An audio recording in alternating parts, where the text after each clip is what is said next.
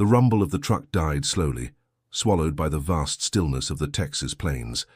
Dust drifted like golden smoke in the sunrise, and 4 young women stepped down from the flatbed, their boots touching the dry earth as if it might vanish beneath them. Behind them the barbed wire glimmered, thin, endless, and sharp as the thought of home. They were prisoners of war, captured months earlier in Italy. The uniforms they once wore had been replaced by plain khaki dresses marked with bold black letters, PW. Their faces held no victory, no defeat, only the hollow patience of those who had seen too much. The ranch spread wide around them, an ocean of grass and mesquite trees, the horizon stretching forever. A wooden sign swayed above the gate, Lockhart Ranch. A faded flag snapped lazily in the wind. Private Tom Nichols jumped from the cab and barked an order for them to line up. His voice was firm but weary. "All right, ladies, this here's your stop. You'll be working the fields under supervision. No trouble, no problems." The tallest of the 4, Clara Voigt, straightened her posture. 24, born in Berlin, her eyes were a deep grey, cold at first glance, but lit with the stubborn spark of someone who refused to bend too easily. She nodded once, neither submissive nor defiant, just observant. The other women, Ingrid, Liesel, and Margot, stood beside her clutching small satchels. None spoke. The wind carried the scent of hay, sweat, and faraway freedom. A group of ranch hands appeared near the stables. Broad hats shaded their faces, dust caked their boots, and their eyes carried the same curiosity that flickered in the prisoners. One of them, older, with a limp and a sunburnt neck, stepped forward. "Morning," he said, his voice low and measured.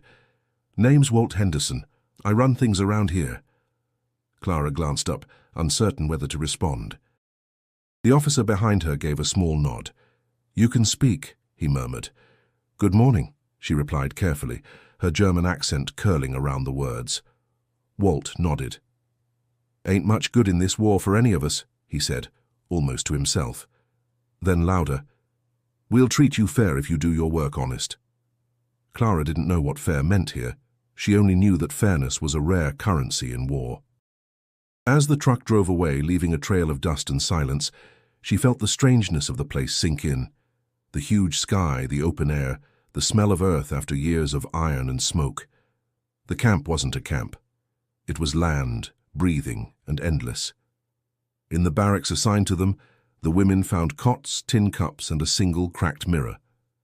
Through the small window, Clara saw the men tending horses, the sunlight gleaming off their saddles. Cowboys, she thought, real ones, not stories. The irony hit her quietly. From the ruins of Europe to a place that looked like freedom but wasn't. She sat on the cot, folded her hands and whispered, "Let's see what Texas has for us." Outside, the cattle lowed, the air shimmered with heat, and the day began again, unaware of the foreign eyes watching from behind barbed wire. Before we dive deeper into this extraordinary true story of humanity during wartime, don't forget to subscribe for more powerful tales that history almost forgot. The Texas sun rose higher, burning away the last of the dawn chill. Dust swirled around the corrals where the cattle waited, restless and loud. Clara shaded her eyes, watching the ranch hands move with an ease she didn't understand. Their movements spoke of rhythm, of patience learned from long seasons and longer silences.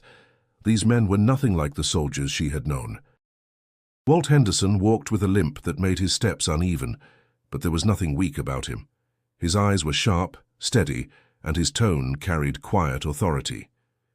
"You'll be working here till the army says otherwise," he told the women. "You'll help clean, mend, maybe feed the livestock. It ain't easy, but it's honest." Clara nodded, keeping her expression neutral. "We understand." Her English was careful but clear. Walt looked her over, not with suspicion but curiosity. "You from Berlin?" "Yes. My grandma was too," he said. "Guess that makes us kin in some far-off way." He almost smiled, then turned to check the tack line. Luke Henderson, his younger cousin, rode up on horseback, his hat tilted back, a grin breaking across his sunburned face. Barely 20, his energy filled the space that Walt's gravity left behind. "Heard we got new workers," Luke called, swinging down from his horse. "Luke," Walt said with mild warning, "you mind your manners." Sure thing, Luke replied, flashing a look at Clara. Didn't think the army brought ladies this far west. Clara stiffened. We did not choose to come. That silenced him for a heartbeat. Fair enough, he said softly. The morning passed in slow heat. The women were shown how to scrub harnesses, sort feed and stack hay. The smell of leather and sweat mixed with the sweetness of alfalfa. Ingrid complained under her breath in German. Margot hummed to distract herself. Liesel, the youngest, asked if the men ever smiled for real. Clara told her to save her questions. When the whistle for lunch blew, the prisoners were given metal trays, beans, bread and black coffee that tasted like smoke. Walt sat at a distance, his hat low, speaking to Luke in short murmurs. Clara pretended not to notice, but she caught fragments. Respect, rules, no trouble. After they finished eating, Luke approached again, holding a canteen. You folks need more water? Clara hesitated. Danke, thank you. She reached out and for a moment their hands almost touched before she pulled back. Luke's voice softened. Didn't mean to offend earlier, just not used to seeing folks from the other side sitting under the same sun. Clara met his eyes. The sun shines on everyone, Mr. Henderson. He laughed lightly. Guess it does, ma'am. Walt called him over. Time to work, boy. As Luke walked away, Clara watched the line of his shoulders, sturdy and young, built for a world untouched by war. Yet even here, the war had found its way, through her, through them, through the uneasy kindness shared across language and loss. She turned back to the corral, gripping the wooden rail. The cattle shifted restlessly, dust rising around their hooves.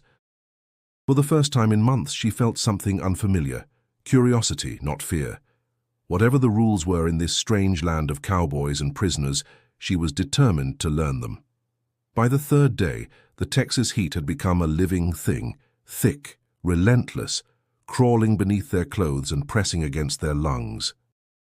The sky hung cloudless and white, and every sound seemed to echo against the dry air. The clatter of metal pails, the creak of wooden gates, the distant whinny of horses. Clara wiped the sweat from her forehead and squinted toward the open pastures. The horizon was endless, the grass brittle and gold.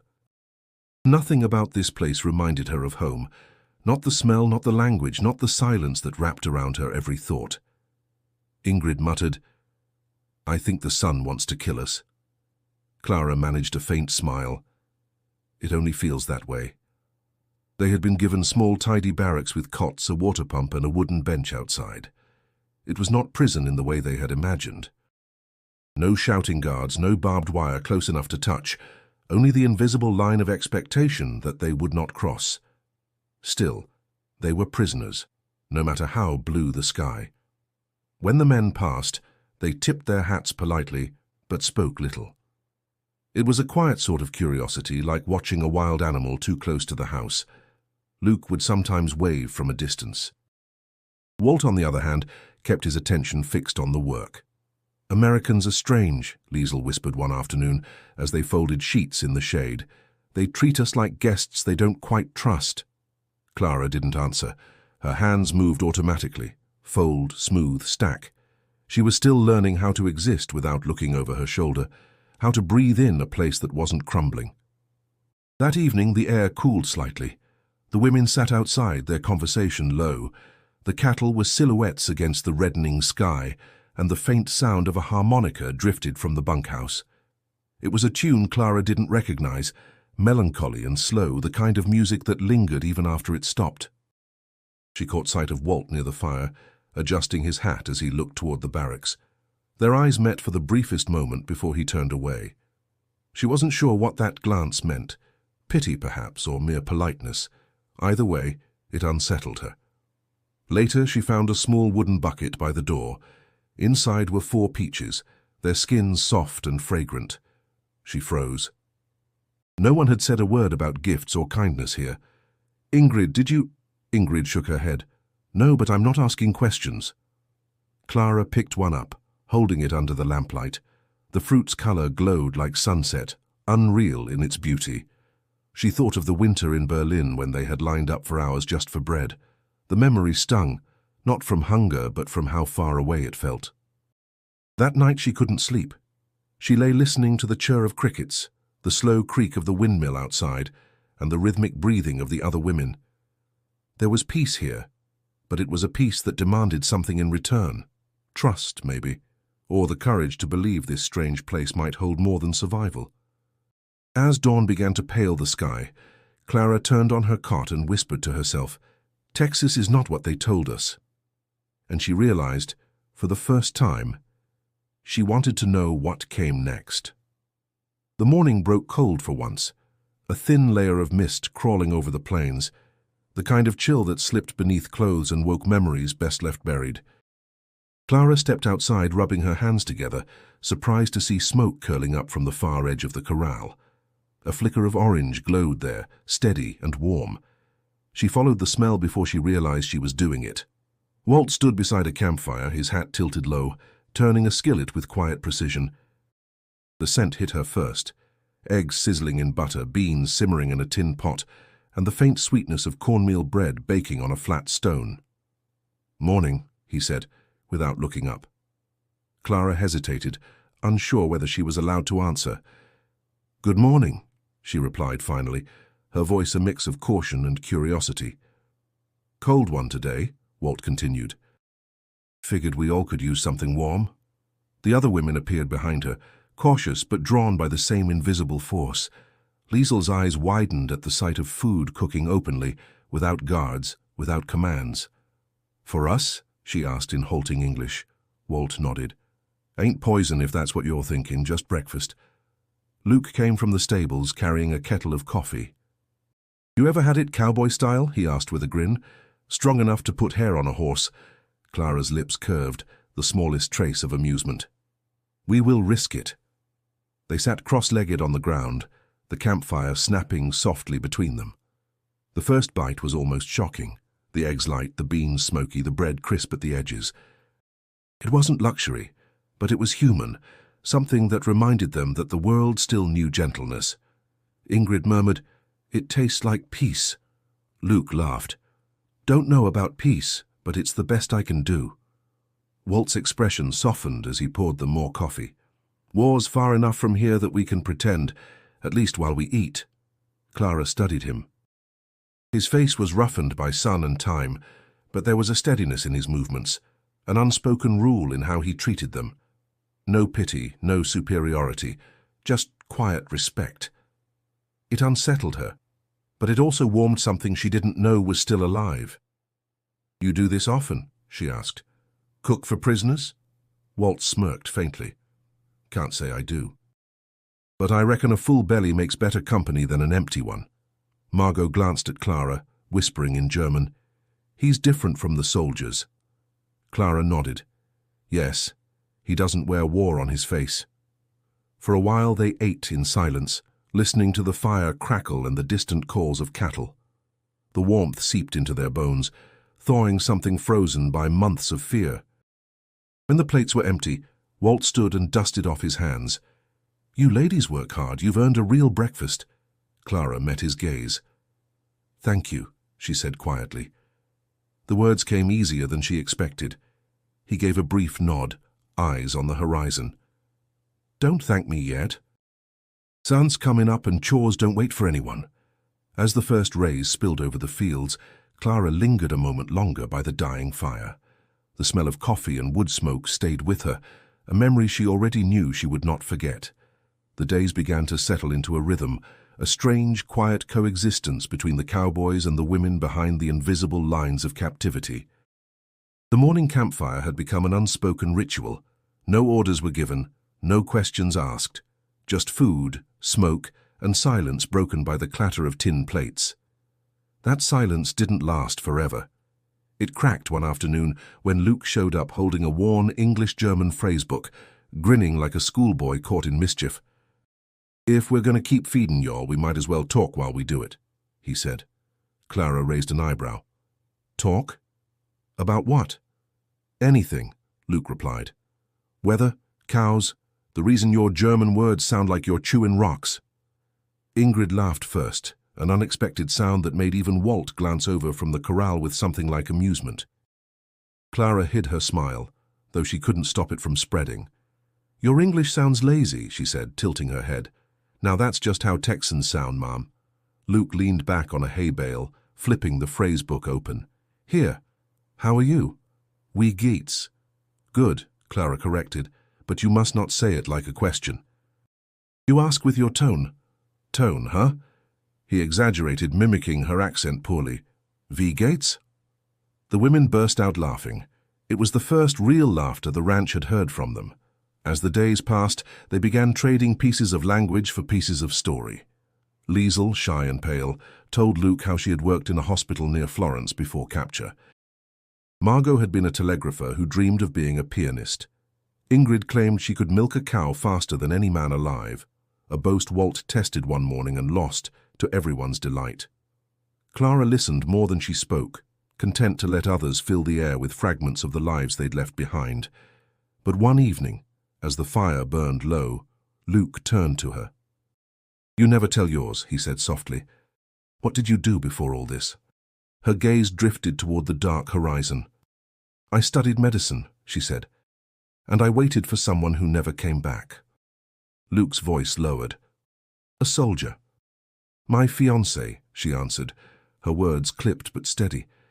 He was sent to Stalingrad. There was never a letter after winter.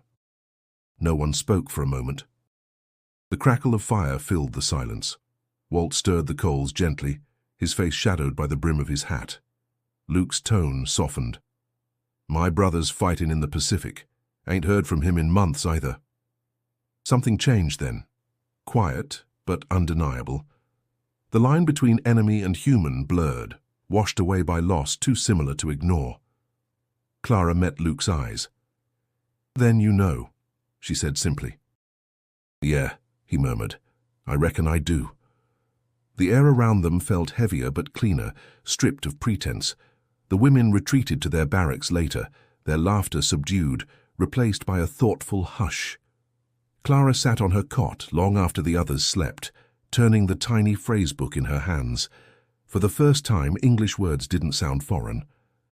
They sounded like a bridge, fragile maybe, but strong enough to carry something real across the wide distance of war. The summer deepened into its harsh rhythm. Days began before sunrise, when the sky was still soft grey and cool enough to breathe. By noon, the air shimmered, and the women worked with sleeves rolled and hair tied back, learning to match the pace of men who had done this their whole lives. Clara found herself mending harnesses one morning beside Walt, her hands steady, his rough and sure. You ever worked leather before? He asked without looking up. Not like this, she said. But my father repaired boots once before the war. Guess good hands don't forget, he replied. She didn't tell him how those same hands had also bandaged soldiers in field tents, how she could still smell the antiseptic and blood when the wind shifted just right. Some memories were best left unspoken. Ingrid had taken to milking the cows, singing old German folk tunes that made the ranch hands pause and listen. Margot stitched worn shirts for the men, while Liesel, quick and eager, followed Luke around, learning the English names for tools and animals. It was strange how normal things began to feel. The war felt distant, as if the barbed wire around the ranch had cut it off completely. But Texas was unforgiving, and even peace had a price. That afternoon the air hung thick with dust. Walt asked Clara to help with a mule that had gone skittish near the paddock. She hesitated. The animal's rolling eyes and flared nostrils warned trouble, but she followed his calm instructions. Hold the rope firm, not tight, he said. You gotta let him know you ain't scared. I am not, she replied, though her voice trembled slightly. Then he'll believe you, Walt said, stepping back. For a moment it worked. The mule stilled, breathing heavy. Then a sudden gunshot cracked in the distance, one of the guards firing at a coyote, and the mule jerked violently. Clara lost her balance, hitting the ground hard as pain shot through her ankle. Damn, Walt muttered, rushing forward. You all right? Clara bit down on a cry. It's nothing. He crouched beside her, examining the swelling already rising beneath her sock. That's not nothing, you turned it bad. I said I'm fine, she insisted, trying to stand. The pain flared sharper and she nearly fell again. Sit, Walt ordered. That's an order even you can follow. Luke arrived with a bucket of water, eyes wide. What happened? Her pride, Walt said dryly. It tripped her. Clara glared at him, but couldn't hold back a small laugh. Then your Texas ground is cruel to German pride. That it is, he said, smiling faintly, as he wrapped her ankle with a strip of clean cloth. His touch was careful, almost gentle. You'll be limp in a few days, don't fight it. For the rest of the week, Clara worked seated, sewing and sorting. Walt stopped by daily, checking her ankle, making sure she didn't push herself. The others teased her quietly, calling her the mule tamer. One evening she caught Walt watching her from across the yard. When their eyes met, he nodded once as if to say he trusted her strength. And in that silent exchange, Clara realized something unexpected. Respect was growing here, slow as the Texas grass, but just as real. Evenings on the ranch had grown softer. The brutal heat gave way to long golden twilights where the horizon seemed to breathe. The prisoners sat outside their barracks after supper, their laughter quieter now but genuine, woven through the rustle of wind and the distant lowing of cattle. Clara's ankle was nearly healed, though she still favored it when she walked. That night, the sky was impossibly clear. The stars shimmered like glass scattered over the dark plain. Clara sat with Ingrid, Liesel and Margot on the bench, the night air filled with the faint hum of crickets. Ingrid held a small harmonica she'd borrowed from one of the ranch hands. "Do you think they'll mind if we play something German?" she asked. "They might," Margot said, half smiling. "But who cares?" Clara hesitated, then nodded. "Play." The first notes rose soft and slow, an old lullaby, Guten Abend, Gute Nacht. It was fragile, hesitant, then stronger as their voices joined. The melody floated across the yard, clear enough to reach the barn. Walt was repairing a gate nearby. He froze mid-hammer, the sound drifting through the stillness. Luke looked up from where he sat brushing his horse. "That's a pretty tune," he murmured. "Yeah," Walt said quietly. "Ain't heard that one in a long time." When the song ended, there was a pause, the kind of silence that holds memory in it. Then a slow clap echoed from the dark, Luke stepping forward, smiling wide. "Didn't understand a word," he said, "but I'll be damned if that ain't the prettiest sound this ranch ever heard." Clara felt heat rise in her cheeks. "It's a lullaby," she explained. "Our mothers sang it to us when we were children." Walt approached, still holding his hammer. "My grandma used to hum something like that," he said, his voice quieter now. "She came from somewhere near Hamburg. Never spoke much about it, but she'd hum when she missed home." Clara looked up sharply. "Your grandmother was German?" He nodded. "Came here when she was a girl, married a farmer, spent her life trying to teach her kids not to forget where they came from." For the first time, Clara saw something break through the distance between them, not pity, not duty, but recognition. "I suppose we both come from the same sky then," she said softly. "Guess we do," Walt replied. The women played one more tune that night, slower and sadder. Walt sat near the fire this time, not speaking, just listening. The harmonica caught the light, and for a few moments, it didn't matter who had won or lost the war that still raged across oceans. It only mattered that music had crossed the fence before words could. When the song ended, Clara glanced at Walt. "Thank you for listening," she said. He met her gaze. "Thank you for reminding me." The wind stirred again, carrying the last notes into the dark. The war, the fences, the uniforms, all of it felt smaller against the vast Texas sky. And though Clara didn't know it yet, that lullaby would linger far longer than the sound of any marching boots. The next morning began with the pale hush of dawn, the world still wrapped in a sleepy blue. Clara woke early, restless from dreams that slipped away the moment her eyes opened. The lullaby from the night before still echoed faintly in her chest. She sat by the narrow window, the sky just beginning to lighten, and pulled her satchel from beneath the cot. Inside were a few folded papers, yellowed and worn, letters written long ago and never sent. She unfolded the first one, her handwriting slanted and hurried, the ink faded but legible. "Dear Heinrich," it began, her brother. She had written it months before her capture, back when she still believed letters could reach beyond the war. Reading it now felt like holding a ghost. Ingrid stirred awake. "You're up early." Clara didn't look up. Couldn't sleep. Ingrid sat beside her, glancing at the paper. Is that from home? From me, Clara said softly. To my brother. He never got it. Outside, the camp was stirring to life. The metallic rattle of buckets, the distant voices of cowboys greeting another long day. Walt's deep tone carried faintly through the wind. There was something oddly comforting in the consistency of it. When Luke passed by later with a crate of supplies, he noticed the papers still in Clara's hands. That from back home? He asked. Yes, she said. Then, surprising herself, she added, It's in German. Would you help me translate it into English? Luke blinked, taken aback. Sure, if you want me to. My German ain't great, but I can try. She hesitated before handing it over, her fingers brushing his. It's not long.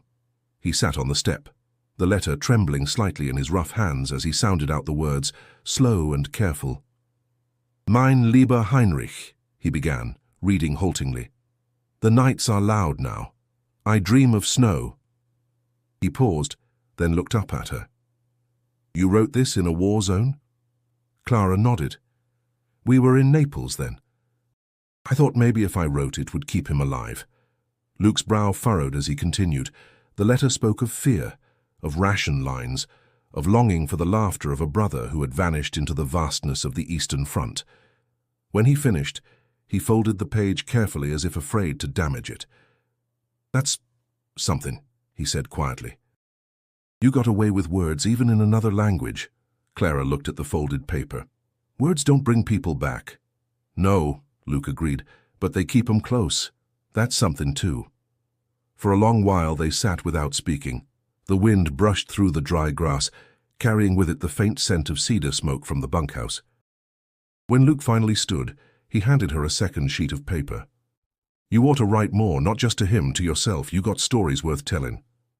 She watched him walk away, the letter still clutched to her chest. For the first time since her capture, the act of writing didn't feel like reaching into emptiness. Later, she took a blank page, dipped her pen and began again. Not to the dead, not to the lost, but to the living. The peace that had quietly settled over the ranch didn't last long. One hot afternoon, as the wind carried the heavy scent of mesquite and dust, a jeep arrived from town. 2 uniformed men stepped out, their boots striking the ground with the sharp rhythm of authority. The soldiers exchanged quick words with the guards, and soon the air felt different, tight, charged, as if something unseen had cracked open. Clara noticed first. Walt's usual calm was gone. He spoke in low, tense tones near the corral, his jaw set. Luke stood beside him, frowning. The women, sensing the unease, paused their work, waiting. When the soldiers finally left, Luke walked toward the barracks, holding a folded newspaper. His usual grin was missing. Word from Fort Stockton, he said, voice low. 3 German prisoners escaped last week. Towns all over are nervous now. Ingrid crossed her arms. They think it was us? No, Luke said quickly. Not yet. But folks don't need proof to start whispering. Clara took the paper from him. The headline screamed in bold print, POWs on the run, armed and dangerous. Beneath it, the grainy photo of men in tattered uniforms. Her stomach sank. They were soldiers, she murmured, not women like us. Doesn't matter, Luke said. To the people in town, German is German. That night the guards doubled their patrols. The usual easy movement between the barns and the kitchen was replaced by checkpoints and watchful eyes. Even Walt, who'd always treated them as workers rather than captives, seemed more distant, weighed down by something unsaid. Clara felt the shift like a physical thing, the invisible trust they'd built now flickering under suspicion. When she approached Walt the next morning with a question about supplies, he gave a short answer, not unkind, but curt. His eyes darted toward the fence before returning to her. You believe we would run? She asked quietly. He hesitated. I don't think you would. But it ain't me I'm worried about. It's the others out there. People get scared easy when they hear words like escape and enemy. Clara looked toward the horizon. The world beyond the wire looked no freer than the one inside it. We wouldn't get far, she said. No, Walt agreed. You wouldn't. He removed his hat, rubbing his forehead. Still, fear don't listen to reason. You keep your head down till this blows over, you hear? She nodded, though something in her chest twisted. Trust was fragile here, and once cracked, it never looked the same again. Later that evening, the women ate in silence. Liesl stared at the untouched bread on her plate. "It feels different now," she whispered. Clara reached for her hand. "It's just the wind," she lied. But the wind carried more than dust. It carried whispers from town, questions about who could be trusted and what kindness really meant in times like these. As darkness fell, the ranch lights glowed faintly against the wide Texas night. Inside her cot, Clara stared at the ceiling, her thoughts restless. Peace, she realized, was always temporary. And the smallest rumor could burn through it faster than fire through dry grass. The tension that had crept over the ranch refused to fade.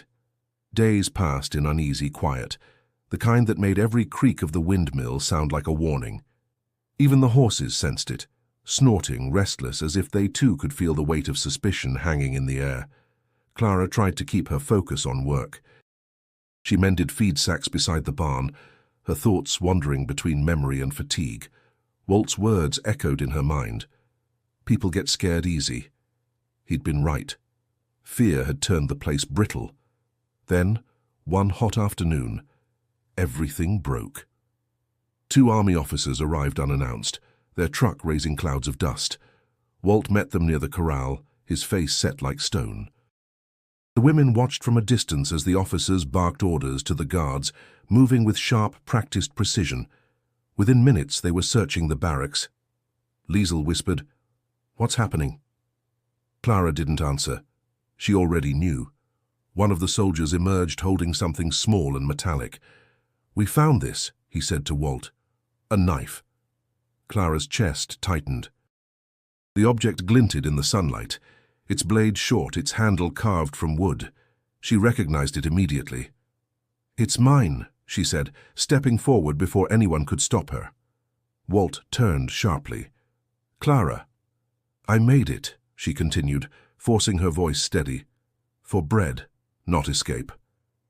The officer's expression didn't change. "You expect us to believe that?"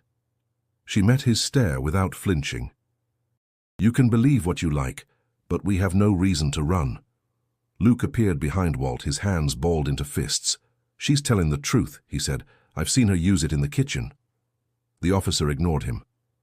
"Regulations say contraband is contraband. You know the rules, Henderson." Walt's jaw tightened. "I know the difference between a weapon and a loaf knife." The silence that followed felt endless. The guards waited, uncertain whose command to follow. Walt's authority on the ranch had always been respected, but the military uniform still carried more weight. Finally, the officer gave a curt nod. "Watch yourselves. One more incident like this, and these prisoners will be transferred." He tossed the knife into the dirt and climbed back into the truck. As the vehicle disappeared down the road, the air seemed to collapse around them. Liesl began to cry quietly. Ingrid muttered something in German, anger and fear tangled in her voice. Walt bent down, picking up the knife. He brushed the dirt from it and handed it back to Clara. "You keep this," he said, voice low but firm, "not because you did wrong, but because no one else ought to hold it." Clara took it, her hand trembling. "You risked your job," she said. He shook his head. "No, I risked forgetting what's right." Their eyes met, a flicker of something wordless passing between them. Gratitude, perhaps, or the fragile thread of trust rebuilt from ash. That evening the ranch was quiet again, though not peaceful. The rumor of escape had left its scar, but in the faint glow of the lantern light, Clara set the small knife beside her bunk and whispered to herself, "We are still here." Autumn crept quietly across the Texas plains, tinting the fields with gold and rust. The wind carried a different scent now, dry earth, ripe grain, and a hint of something final. The wheat stood tall, shimmering under the wide morning sky, and everyone knew what that meant. Harvest season. The women had been preparing for weeks, mending sacks, cleaning the tools, learning the rhythm of work that belonged to the land itself. Clara's ankle had healed completely, though it still ached in the cool mornings. She didn't complain. The ache reminded her she was still standing, Walt gathered the group at sunrise. "We got 1 good week to bring this crop in," he said, his voice carrying over the field. "After that the weather turns. Let's make it count." Luke handed out gloves and straw hats to the women. "Guess today you're real ranch hands," he said, smiling. "Don't let the sun beat you." Clara smirked faintly. "We survived worse than sun." The day stretched long, filled with the sound of swaying stalks and the rhythmic scrape of sickles through dry wheat. Sweat stung their eyes, dust clung to their skin, and yet there was a kind of satisfaction in the labor. Every cut, every bundle tied, was proof of what their hands could still build instead of destroy. By midday, the field was a sea of movement, cowboys and prisoners working side by side. The guards had relaxed somewhat since the incident with the knife, though their eyes still followed from a distance. Luke worked beside Clara for most of the morning. "You ever done this before?" he asked, wiping his forehead. "Not like this," she said. "In Berlin, my work was indoors. Paperwork, medicine, machines, not wheat." He grinned. "You're doing fine for a city girl." She looked at him, the sunlight catching his hair, and said quietly, "Maybe the land teaches fast." In the afternoon, the air grew heavy with the scent of dust and effort. Ingrid sang again, her voice carrying over the rows, a steady rhythm for the others to follow. The men didn't understand the words, but they joined the chorus anyway, humming along. For the first time in months, laughter mixed with labor, and the war seemed impossibly far away. When the final cart rolled into the barn, filled to the brim with grain, Walt stood at the gate and nodded with quiet pride. "You did good work," he said simply. The women exchanged looks, tired, dusty, but smiling. It wasn't freedom, not truly, but it was dignity. That night the ranch glowed under the orange light of lanterns. The smell of stew drifted from the bunkhouse, and someone, no one knew who, left a small harmonica on the step outside Clara's barrack. She picked it up, turning it over in her hands, recognizing the same kind Walt had once carried. She lifted it to her lips and played a few tentative notes. The sound was soft, uncertain, but it lingered. The others listened in silence until the last tone faded into the night. Luke's voice broke the quiet. "Guess Texas got itself a new musician." Clara smiled faintly. "No," she said, "just someone learning how to breathe again." The radio crackled in the corner of the ranch house, the sound distorted by static as it struggled to find the right frequency. Walt stood next to it, his brow furrowed, his eyes fixed on the small device like it held the answers to questions too large for words. The rest of the men and women gathered in the dim light, listening intently. Clara stood near the door, arms crossed, her heart pounding in her chest. It had been months since they'd heard any real news. The silence from Europe had grown deafening, and each passing day felt like a year. Finally the static faded, replaced by a voice, deep, official, a foreign accent cutting through the air. "The Allied forces continue to advance in the west.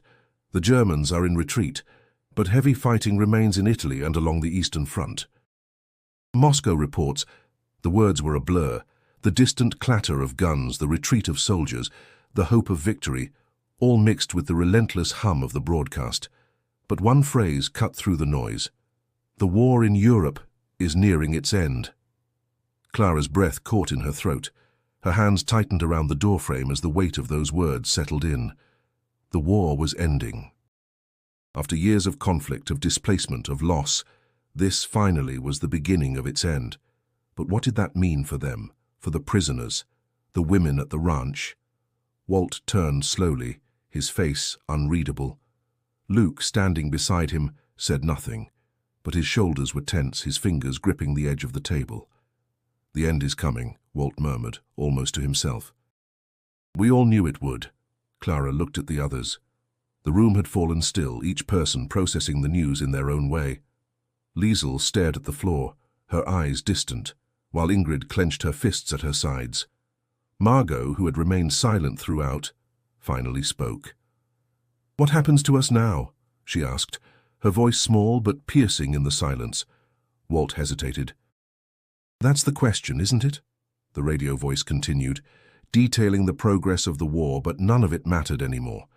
The future was shifting beneath their feet. Clara could feel it, a crack in the world they had known, a gap opening that no one could fill. She thought of her family, of the fiancé she had left behind, of the life she once had. Would she ever see Europe again? Would they ever return home? The question hung in the air unanswered, but it was not the only one. As the broadcast finished, the room stayed quiet for a long time. Walt switched off the radio, the abrupt silence making the room feel even smaller, tighter. "Don't worry about the future," he said, his voice rough. "We'll deal with that when it comes. Right now we keep working." Clara's eyes flicked to him. "And what if there's nothing left to work for?" Walt met her gaze, his expression softening. "Then we'll figure that out too." But Clara knew. This time it wouldn't be easy. Whatever the future held, it would come faster than any of them expected. And the world, the ranch, their lives, they would never be the same again. The morning came quietly, the first pale light spilling over the ranch like spilled milk. Clara stood at the small window, watching the horizon shift slowly from grey to gold. The silence felt different today, heavier, as if the air itself was holding its breath. The news of the war's end had rippled through the camp, leaving an uncertain calm in its wake. No one knew what would happen next. By dawn, the trucks had arrived. The familiar rumble of their engines was sharp against the stillness. They had come to take the women away, to another camp, to a processing center, or perhaps somewhere unknown. For months, they had been prisoners of war, yet this departure felt like another kind of captivity. Clara stood still for a moment, looking out across the fields as if trying to hold on to something, anything that felt like home. The soft wind played with the fringes of her dress, the last reminder of the land she had come to know in these strange, turbulent months. Luke appeared beside her, his usual grin replaced by something quieter, more somber. "Guess it's time," he said. Clara didn't answer. She only nodded. There were no words left between them, only the weight of everything unspoken, of days spent in uneasy harmony. Walt stood at the gate, his hands resting on the fence, his eyes searching the horizon. He had known this moment was coming, but it didn't make it any easier. "Take care of yourself, Clara," he called as she approached. His voice was rough, like gravel underfoot. Clara stopped a few paces from him, her heart heavy in her chest. "You too, Walt." Her words felt inadequate, hollow. Walt looked at her for a long moment, as though trying to find the right thing to say. "If you ever get back here," he said slowly, "this place will still be standing." Clara gave a small, tight smile, though it didn't reach her eyes. "I'll remember that." The soldiers were already loading the women onto the trucks. Ingrid and Margot stood quietly by the back, their faces pale but composed. Liesel held her hands tightly together, her eyes darting between the men and the open road, her fear unspoken but clear. Clara took a deep breath, turning back to look at the ranch one last time. The buildings seemed smaller now, the dust more real, the silence thicker than before. The land that had been a cage was somehow softer, and for a brief moment she longed for the quiet acceptance of these days that had become, against all odds, familiar. The officer called for them to board. The truck's engine rumbled to life. Clara felt the weight of all the goodbyes she hadn't said. She stepped onto the truck, the dust swirling up around her as the door slammed shut. As the truck pulled away, Clara stared out the window at the fading image of the ranch, the fields stretching on until they disappeared into the distance. In the rearview mirror, she saw the pale outline of Walt, standing alone by the gate, watching them go. The road ahead was uncertain, the future a vast, empty horizon. But Clara, for the first time in months, felt a quiet resolve settle within her.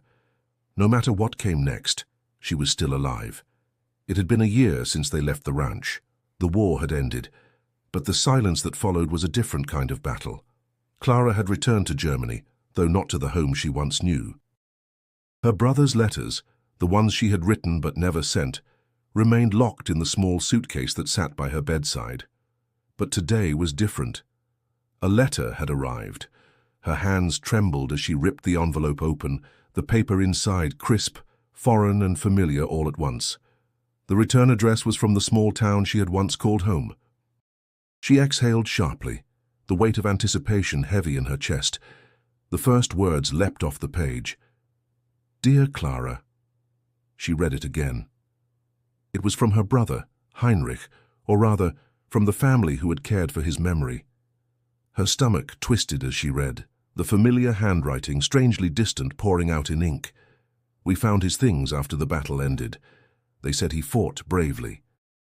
He is gone but not forgotten. Your letter, the one you never sent, was with his things. I'm sending it back to you now with what remains of him. You deserve to know. Clara's breath caught. She stared at the words, feeling the weight of them sink deep into her chest. Heinrich, her brother, had been lost to the war, but his story, his memory, had somehow found its way back to her. She could feel the dust of Europe in those words, the loss she had long buried rising once again. Tears pricked at her eyes.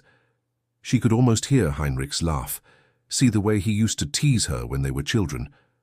They had shared so little time before the war, so few moments to truly know each other, but in his absence she had built a life for both of them.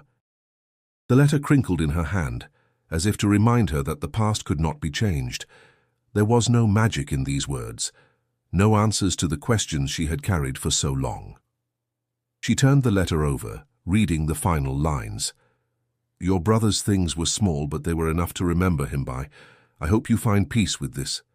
There is nothing more to be said. All my best, Paul. Clara placed the letter down slowly, the room quiet around her. She felt hollow, as though the very air had been sucked from her lungs. There would be no return to the life she once had. She was adrift, with no clear place to anchor herself. But then, as the silence stretched on, something shifted.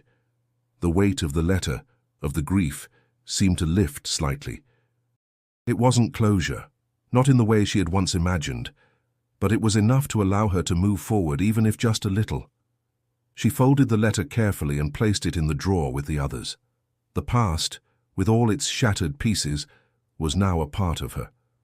But the future, she realized, was still unwritten. Clara stepped outside, her gaze sweeping over the fields in front of her. The world was vast, and she was small in it. But for the first time in a long time, she felt like she might just have the strength to keep moving forward. Years passed since that final day at the ranch. The world had changed, the echoes of the war faded into history, and the land that once felt like a prison became a distant memory. Yet some things stayed the same, the warmth of a campfire, the steady rhythm of life, and the quiet moments that carried the weight of everything unsaid. It was a cool evening in 1952 when Luke Henderson found himself sitting by a fire once again, just like the ones he had shared with Clara and the others all those years ago. The crackling of the flames was the same, the scent of wood and earth still familiar, but this time it wasn't the women from the ranch who sat around him. It was his granddaughter, her curious eyes wide as she watched the flames flicker.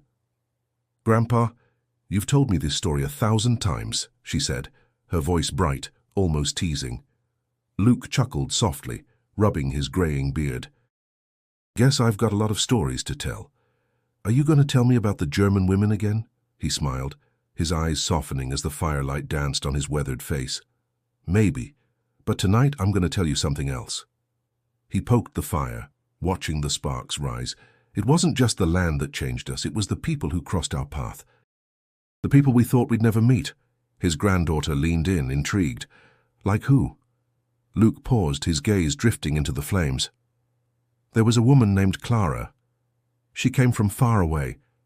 We never understood each other's language, but we understood each other. She was strong, stronger than anyone I knew." He swallowed, the weight of the memory settling in. "We lived through hard times, but those times taught me something about people, about trust, about how war can tear everything apart, but there's always something that survives." The fire crackled again, and for a moment, Luke could almost hear Clara's soft voice, the sound of her laughter, the music that had carried them through those dark days. He had never forgotten her. "I used to think I'd never see her again," he said quietly, his voice steady but thick with emotion. "But she taught me something that stuck. Sometimes you don't need to speak the same language. Sometimes just sitting around a fire with someone. That's enough." The granddaughter's eyes softened and she reached out to hold his hand. "Do you think she's happy now?" Luke squeezed her hand gently, looking up at the stars above. "I hope so." I hope she found peace. For a long while they sat in silence, the fire flickering between them. Luke didn't need to explain. He knew that the fire, the warmth, the memory, it was enough. The world had moved on, but the lessons learned beside that old campfire had never left him. It wasn't just about survival, he realized. It was about the quiet moments, those small shared experiences that made life worth living. "Grandpa," his granddaughter whispered, breaking the silence, "I think Clara would be proud of you." Luke smiled, his heart light. "Maybe. But I'm proud of her too." And as the fire burned down to embers, Luke closed his eyes, remembering a time when, despite the war, they had found a way to make peace, even if just for a little while.